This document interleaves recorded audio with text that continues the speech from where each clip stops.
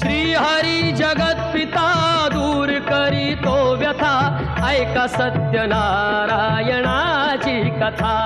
ही ऐका सत्यनारायणाची कथा, ही ऐका सत्यनारायणाची कथा। उल्कामुख राजा होता महाथोर, तयाची पत्नी होती सुंदर।